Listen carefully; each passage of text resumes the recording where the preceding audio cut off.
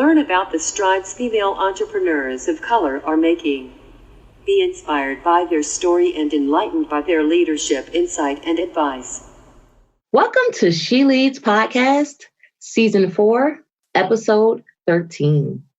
I'm your host, Nicole Walker, a mother, businesswoman, and leader. Our guest for today is Florence Davis.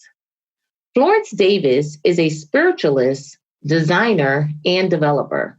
She is the founder of Focused Vision Design Group, a company that provides teaching materials and workshops on all avenues, tech and design related.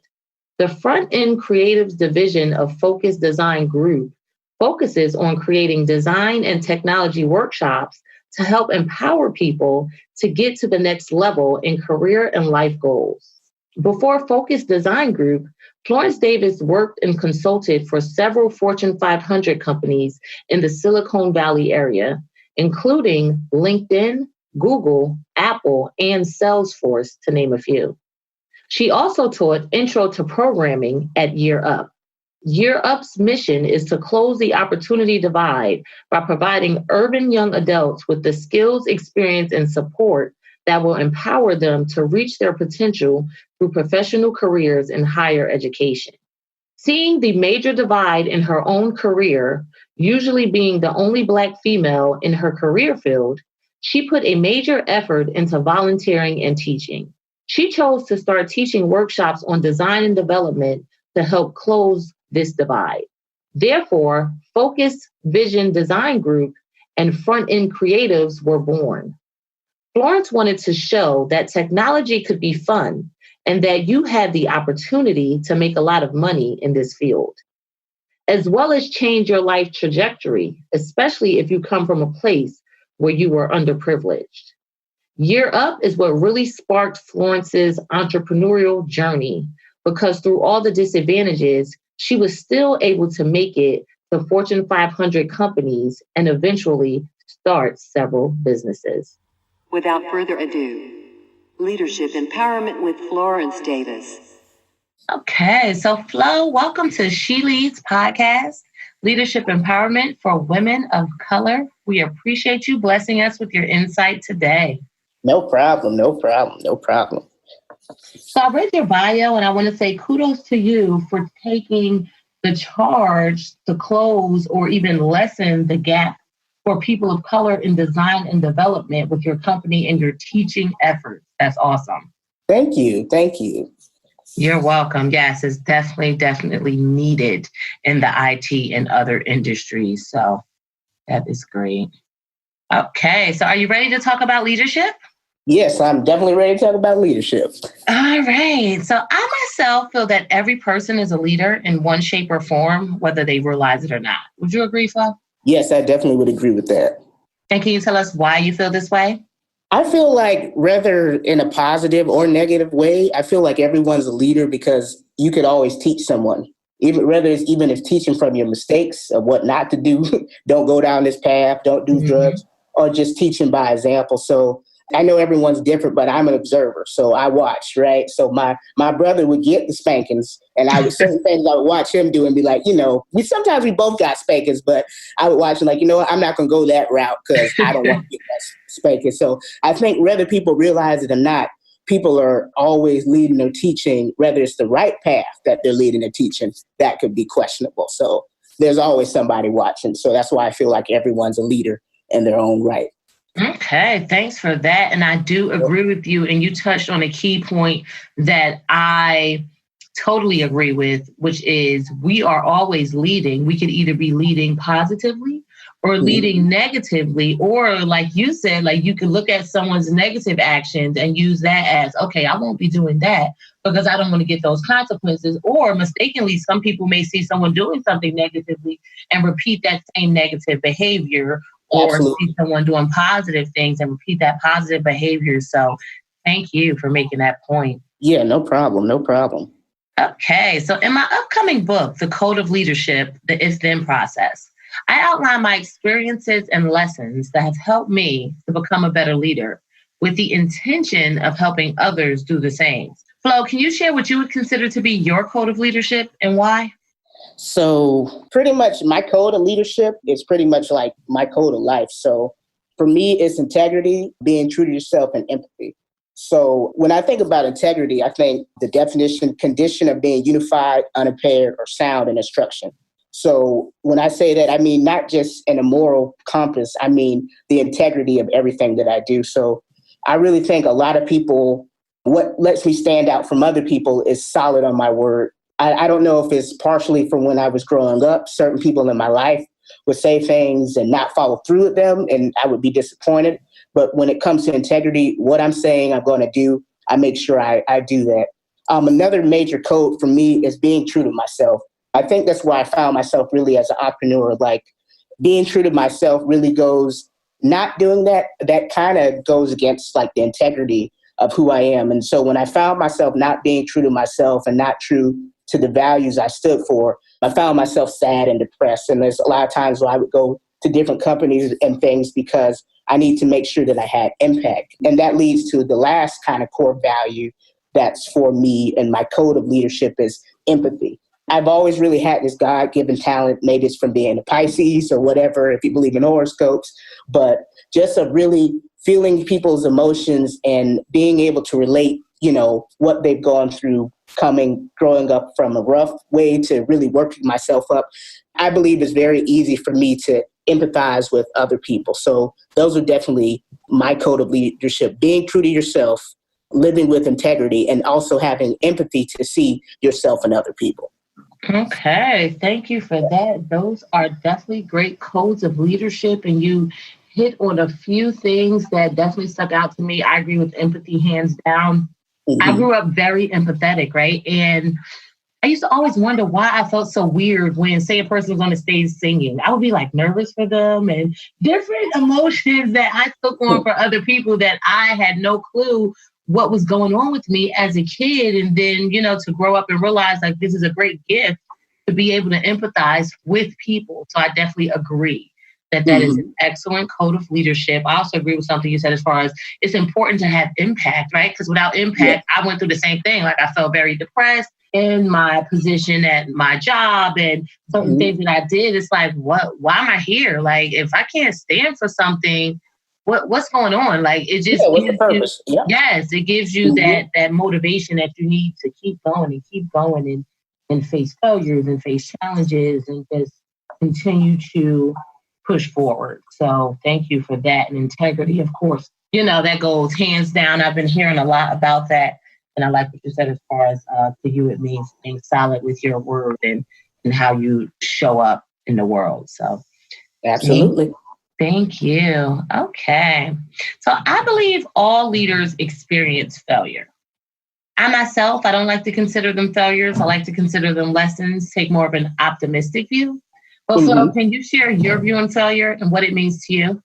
Well, so for me, I grew into optimist, but I'll just give you an honest 360 view. So when I first started entrepreneurship, I took it really hard. So I got depressed and I felt kind of like I'm losing. When I opened my first business, I lost about $20,000 when I was doing my business ventures into music and event management. But after that first business loss, I really took failure pretty much, as you're saying, as a learning process. And I have such an amazing sense of resolve. It really threw me back to as a child. Now they make failure. They want you to think of failure as a bad thing, but now failure is just learning. So I learned so much from those events, learning so much about trusting my gut instinct and feeling that I really make decisions a lot quicker now. And I never put out something that I'm fully willing to lose. So say if I did have $20,000 again, and that was all I have, the most I would probably put into one framework is half of that, looking at, what's going on. And also looking at the testing the waters and thinking about even that day, everything that could go wrong went wrong that way. So anticipating that and knowing life, it never goes as expected, but it doesn't mean you don't get what you want. It just doesn't go as the way it seems. So failure to me at this point in my life is amazing. It's a learning and it puts me in resolve. So at the end of the day, I know I can accomplish anything. It might not be in the time that I want, and it might not even be in the way that I think I want to do it, but I know I can do it just because I've gone through so many different failures, I've gone through so many different setbacks and still came back victorious, still came back better than ever. So I believe it gave me a great sense of resolve. So failure is learning. I like that. Thank you. Yeah. Yes. And you touched on something that is true for me also. Like, the way I view failure is my new mindset. But a few years back, when I first ventured into entrepreneurship and the venture, it's so funny, I was into music too. I had a recording studio and a record label and things like that. That's crazy. That's amazing, right? Yeah, my background is computer science too, so we have a lot more similarities. Yeah. Well, I heard a lot of computer scientists are musicians too, but maybe it's because just the way we put stuff together. I don't know, but that's actually like a common thread. That's crazy. But yeah. Yep. So, when this failed, like initially I'm like, oh, I guess I wasn't meant to be a business owner and this and that. So I didn't look at that as an opportunity when it first happened. It's like, why did I do this? So like what you said, I just wasted all this money, but yet I feel like now in hindsight, that gave me some of the structure needed. That even gave me the courage needed, right? To even get to where I am today. So it is all building blocks. But like you said, when we first go through it, we may not be like, oh yeah, let me look at this lesson. It's more like, man, why am I here? Like, what am I doing? I'm like, why did I even do this, man? You don't know. I was questioning everything. I was like, what was wrong with me? Yeah. Yes. So it's good to even like listen to podcasts like this or different inspiration that allows us to change our mindset so we don't stay in those thoughts of failure for longer than we have to, so that we can pick ourselves up. We can look at the lessons learned from the experience and apply it to our future ventures and endeavors so that we can reach the success that we envision for ourselves. So. Absolutely. Oh, absolutely. That's beautiful. I should be interviewing you. All right now. Okay. Oh, thank you. Okay, so Flo, can you share one time you failed as a leader and tell us what you learned from that experience that helped you to become a better leader? I think of the major time I could think when I was consulting for a large technology firm here in Tampa. I failed as a leader by actually taking the back seat.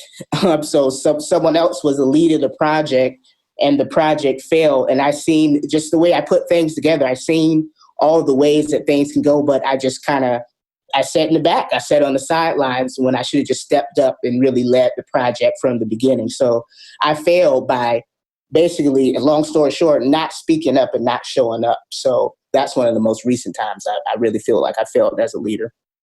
Okay, thanks for that. And I definitely can understand that. I battled with calling that a reluctant leader, where I didn't know I was a leader, so I didn't want to stand up or even being unsure. But can you just give us a little insight into what made you not step up and not speak up? I guess I felt like he knew the project. We were both on good terms before he became a lead, but once he became like the lead of the project, everything was completely unorganized and structured. So he was really competent and he was really fast, but leadership is not about being fast. It's really about, putting the different things in place that you need at the time and communicating with the different teams. So I let him take the role because he was really competent at what he did, but on a much higher level, his competency really wasn't good at leading, because it would be fly by night kind of spaghetti on the wall. Let's throw this, see how it goes, without a lot of structure and planning. So that's kind of why I took a back seat and that's kind of just what happened with the project. Okay. Yes. And I can see that happen. I think sometimes we think because we don't have the leadership title, we're not supposed to lead, and we don't want to overstep our boundaries. But yet, that might be more of the answer that I was looking for. Maybe there was a lot of that too. There's a lot of trepidation on that as well. But yeah. Yeah, because that's what I heard. It's like, okay, they gave him the position, so I wasn't the leader, so why should I? But yet, if you are a leader, it is in us to just do it. Just do that. And show our light, right? Because, it can help the project, it can help a person, and it can also help you. So, Okay, thanks for that. All right.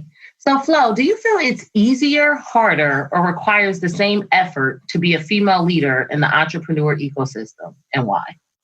So in the beginning, I thought it was a little, so again, this is kind of, a two-part question. In the beginning, it was harder for me being kind of like a Black female leader. In the beginning, I would get called aggressive now, but now I think with me, I'm not so much focused on the negative. I think being a female and us being intuitive, I have a sense of empathy that a lot of men leaders that I've seen, they don't have. So a lot of them are cold. I have a lot more empathy and a lot understanding. And I think my communication skills are really, really high. So that's where I would put it now. Not saying that there may not be the same challenges, but I'm not focused so much on that. I'm focused more on the strong suits that me as a female that I have. And again, a lot of those strong suits come empathy, seeing the big picture. So that's kind of where I don't focus as much on the naysayers. I really look at, okay, what makes me different per se from a male counterpart is just more like structured data, not really empathy, not really communication. So that's what I've seen that's been deficient in a lot of male leaders. Not saying all, but at least a lot of the ones, the majority ones that I work with. Okay. Thanks for that. And I like that and I have seen a lot of people who've taken that or talked to a lot of people who've taken that stance. And it's like, I don't focus on that. So I don't really have to worry about that. I focus on showing up, doing what I have to do, bringing my unique skills and talents to the table and believing that my skills or my talents will make room for me is what I basically heard you say. Yeah, and Absolutely. I agree with that as well. Okay, awesome. So productivity is a hot topic right now, as it should be. Many people want to know how to do more with less and be efficient. As a successful leader, this is a must. Flo, do you have any productivity tips to share with our listeners? Oh, yeah, I actually have a few. So I'm probably the opposite on the forms of what some people talk about as multitasking. So even in work, when I used to work for large companies, a lot of things that I would do, I would get there really early, around 6 or 7 if I wasn't going to the gym. If it's more like 7 or 8 if I went to the gym that morning. And I would do like some focused time. Also, things that I actually do practice the Pomodoro technique. So I'll turn my phone off or put it on some type of timer. It could be 20-minute increments, maybe 30-minute increments. Sometimes I even do an hour focus time where I just turn everything off and I really focus on those key things that I need to get done for that day. Another thing I do, I always do a list the night before, the morning before, and then I order that in importance. I focus on quadrants. So I quadrant my time to doing the most hardest things first. So usually before 12, I'm a morning person. It really depends on what type of person you are, but I want to get really my hard things done. So even if I just get one really significant thing done, that's really solid for me today. And then I'm not a huge email fan. Then I'll trickle in the emails and stuff like that. But I really don't start my day with emails. That's usually like a later thing that I would do, or unless there was something that was a high priority, and then I would put that up there. But focus time is what really puts me above the rest. And I love focus time, so I can just go deep into things. Another book I would recommend is something like Deep Work. So that's definitely what works for me in terms of productivity. All right. Thanks for that. I love what you said. You were talking directly to me when you said get the hard things done first, right? Because every day I have this one thing that I'm really trying to finish doing, and I keep pushing it off, and it's because I put everything before it. And for me, for whatever reason, this is my hardest thing, but yet I'm not choosing to do it first. And I know that that's what I need to do. So I really, really, really appreciate you bringing that up. But I do have a question, though. And I mean, I was reading a book, they were talking about this too. Sometimes when you're pushing it off a lot, what they say, which happened to me too, like writing a book and all kind of stuff. But sometimes there could be where you could break it down into other little pieces. Or maybe when you think about it, is it important enough to do it all? You know, sometimes when you're pushing things off so much, it's like, do I really need to do this thing? So sometimes you have to evaluate, right? Why do you keep pushing that off? That would be the first thing I would do before I even do it. I would like, okay, first of all, what's the reason that I keep pushing this thing off? Mm-hmm. That's where I would start first if I were you, and then kind of go into like, okay, no, it really needs to be done. Let me, and then again, that leads back to how you're saying earlier, the core values. So to me, if I can find the impact in that, that might not be something I push out. But if I don't see the direct impact, it might be something like maybe it's not that important. That's not I do. So I really live my life by impact because, again, that's why I do. I can get really distracted and off topic and stuff like that. But if what this is doing is going to make a major impact, which is one of my codes, one of my core values, I try to put that to the top. So, okay. Really short. Yeah. Thanks for that. Yeah, that may have solved the problem because it is. And it's funny you said something about writing a book. So it is me and my book. Me and my book. Okay. We have a tug of war. It's like, oh, yeah. Oh, no. And I think it may be because I don't like to sit still all the time. Like I have a lot of different things that I have to get past the sitting still, depending on the right time of the day for critical thinking, right? Because, your brain is not its best at all times of the day. So actually finding that right time of the day to actually sit down and put the time forth and then just make it happen. But I like what you said as far as your impact, because that's what I have to keep reminding myself because it is. It's you're right. I think we're like replicas of each other because I got about a chapter or two done in my book too, and I'm thinking about it would be a lot of impact, but a lot of times that's why I do videos and other things. But I think we're probably procrastinating on the same thing. That's too funny. Yeah. Okay. Thanks for that. I love the get up early, have your focus time, right? Use those timers to go into those time blocks. Those are all great pieces of advice for productivity. So thanks for sharing. Yeah, no problem.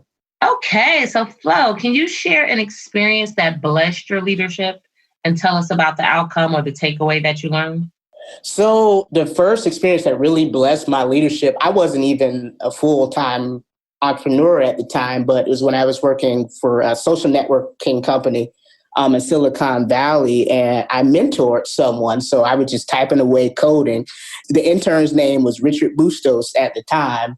And we started kind of like an informal mentorship. At that moment, he would come in early morning because he had not a full-time job. Well, I guess you could say a full-time internship in the day. But when we first started, he came over, he's like, oh, what you're doing is really cool, blah, blah, blah.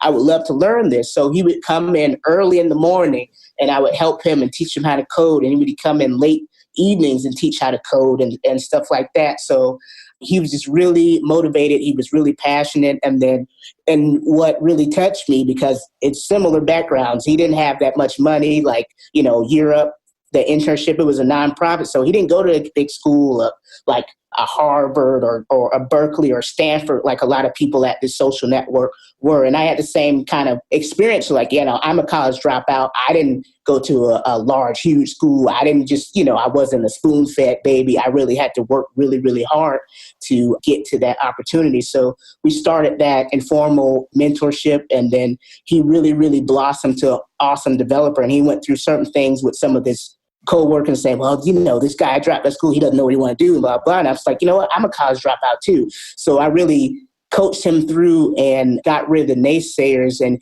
he became the youngest full-time engineer at the social network that time. And what really blessed me, I remember during his graduation from Europe, was kind of like a community college. His parents really came to me crying, and I knew I was a mentor, and I knew I was a leader, and I knew I was supposed to be teaching, because thank you so much for what you did for my son. And that just blessed me, and that really got me into taking teaching seriously and nonprofit and service. There's an underrepresented community that really deserves to be available to have these resources. So that's why even from California, bringing it to Tampa, trying to really start this up again, that's what really is important to me. So that blessed me, like blessing other people with opportunities that they might have not had before, with meeting. He even was able to buy his parents a home. So many good things trickled from that experience. So that wow. Yeah. I love that story. I love it. Yes, that is awesome. I mean, from the mentorship, I do believe that you get blessed by being a mentor as well as by being mentored, right? So it's blessings both ways. But I love how both of you were college dropouts. And I'm listening to you and I'm like, wait a minute, college dropout. So I love how you threw that in there, because that shows that, number one, our past doesn't define us.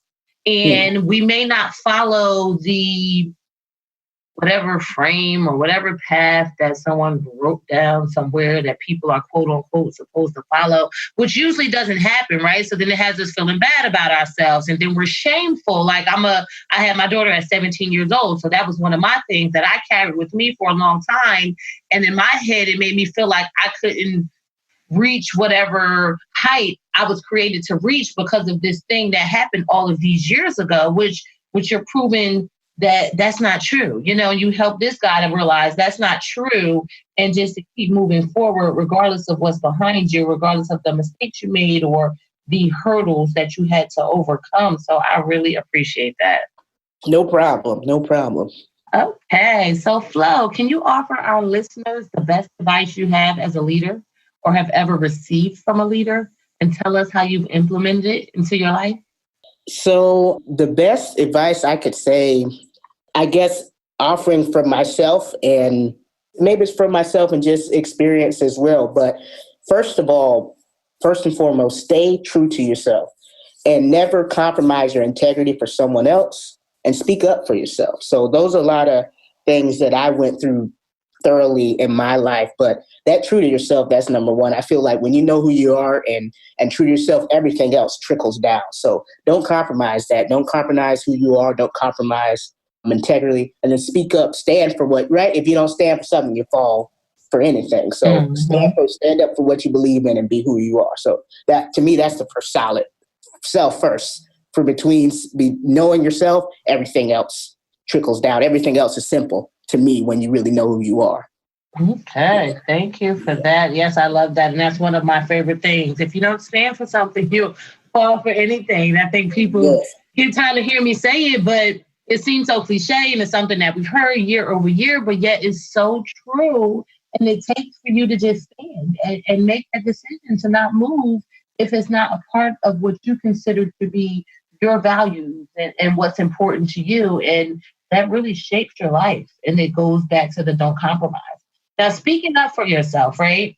Now, this is something that I think I've battled with in the past, especially working in corporate, right? Where we see a lot of things, and it sounds like, you know, we've had similar experiences where we're one of maybe two Black people in the room because we're in IT, or, you know, only Black female and things like that, right? But then I feel like people battle with this speak up for yourself a lot, especially even for me moving from the North to the South, and you can feel the different hints of discrimination and racism and things like that I'm so not used to experiencing. But how do you, because I feel like it's a fine line with speaking up for yourself, right? Because you don't want to be thrown in jail, or you don't want to be fired, or, you know, it's how do you deal with that as far as that fine line that may exist with a person wanting to speak up, but then also wanting to maintain their lifestyle or keep themselves safe, or if you understand where I'm going with that? Yeah, no, I definitely understand where going with that. Again, it goes to values. I feel like it all goes back to values and stuff. If it's something to the point where it's a conflict for your values, I definitely think you could speak up for yourself. Now, times that it might be unnecessary, right? Say if you're saying something and it's not really helping a situation, if sometimes it might just be something that you leave alone. It might feel good to just get this off your chest. But when you look at it in the long run, if it's not applicable as far as helping the situation, that would probably be the only time I would say, okay, don't say anything. Like if this person don't do the way they are, and you just doing this, it'll make you feel better. Like maybe writing a letter if it makes you feel better. But if it's not going to help the situation, then you don't always have to speak. But if it's a direct conflict of your values, yes, you have to. I honestly just believe you have to. So okay, thanks for that. No, that did make a lot of sense, and I'm glad you took it a step further, because some things aren't worth it, and I find myself, the more I become a better leader, the more I'm able to decipher what is worth it and what's not worth it based on who I'm dealing with or based on what the context is. So that is great, great, great advice. Yep. Okay. So Flo, you made it to the finish line. How do you feel? I feel great. I feel great. Great questions, great interviewee and interviewer. So I feel awesome. Awesome. Well, Flo, I want to thank you again for being our guest on She Leads podcast, Leadership Empowerment for Women of Color. But before we part, do you want to give our listeners your contact information or mention any events product, services, and or ventures that they would benefit from knowing about? Yes, absolutely. So on Facebook, you could find me as Florence Davis. On Instagram, I'm Flo the Magician. Now, magician spelled really weird with the K, but like do FLOW _ the Magician, MAGICKIAN, the Magician. So if not, you could definitely find me on Facebook and worry about the events from there. I should keep you kind of updated. Anything in the tech scene, I'm major in the tech scene. So if there's any mainframe events, check out the mainframe with James Faison. I definitely will be there, and his target as well as underrepresented people. Anything when it comes to Tampa Bay Startup Week or technology events, I'll pretty much be there. So those are some of the main places you'll find me. And if worst comes to worst, just follow me on Facebook, Florence Davis, just how it sounds. And I'll definitely keep you updated on what events I'll have going on. Okay. Well, thank you, Flo. We appreciate your insight today.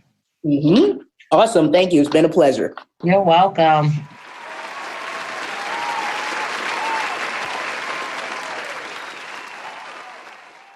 I really enjoyed this interview with Flo, and I hope you did as well.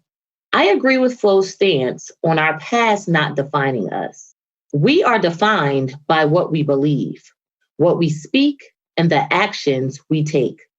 We have the power to change our beliefs, words, and actions as we increase our understanding and gain more knowledge if we are willing to do so.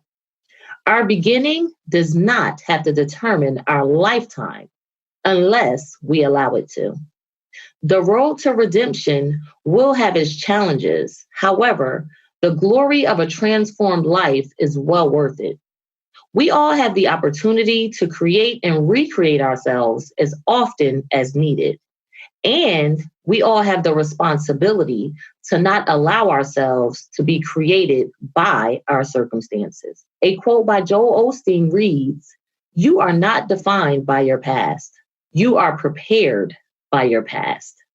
I admire Flo's ability to recognize and admit that she was a reluctant leader in one of her previous positions. I can completely understand this due to the misconception that leadership has to come with a title and that speaking up will overshadow others. It is imperative that we are unapologetic about our greatness and do not shrink ourselves to accommodate for anyone. Just because someone has a higher position or title does not mean that they know all the answers. Every voice matters, and we are all leaders. We have to be comfortable speaking up at all times, allowing our light to shine for the world as it should. I can relate to Flo's experience with feeling depressed about life and wanting more, as I experienced the same.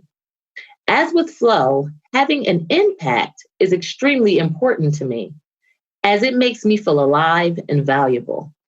In many cases, people are moved more by being involved in something they believe in, as opposed to having monetary and materialistic gain with no sense of purpose. When you have what others deem as success and still feel empty inside, it's time to reevaluate your circumstances to ensure they align with your goals, values, and vision. A quote by Kevin Cruz reads, "Life is about making an impact, not making an income." Nicole Walker's takeaway for this week. Florence mentioned the importance of doing our hard task first to ensure the important items on our list are taken care of. This is definitely a struggle area of mine, as I am a recovering procrastinator. Pushing things off and waiting until the last minute has been my practice for so long, especially for the harder tasks. I am grateful that I no longer enjoy the unnecessary pressure this brings and am working to improve in this area. I will continue to make it my business to align my tasks with my core values and desired impact, while working on the hard tasks first to ensure I am challenging and growing myself, showing up in excellence and not rushing the process. A quote by Dale Carnegie reads, Do the hard jobs first. The easy jobs will take care of themselves. And now we have Nicole Walker's Leadership Challenge of the Week. My leadership challenge for you would be to think about the one thing that you can take away from this episode and adopt into your life. I know it's hard to absorb too much information at one time, and it's even harder to try and implement too many changes at once. When I attend a training or listen to podcasts, I aim to walk away with at least one thing that stuck out to me and one way that I can change as a result. I challenge you to do the same. If you decide to take me up on my challenge, I would love to know about your key takeaway. If you care to share, please go to the She Leads Podcast discussion group on Facebook and leave your comment under the Takeaway Thursday post for Season 4, Episode 13. Don't forget to subscribe to She Leads Podcast for first access to future episodes. And also like and share this episode of She Leads Podcast entitled Your Past Doesn't Define You with Florence Davis. Thanks. And until next time, be empowered and empower on.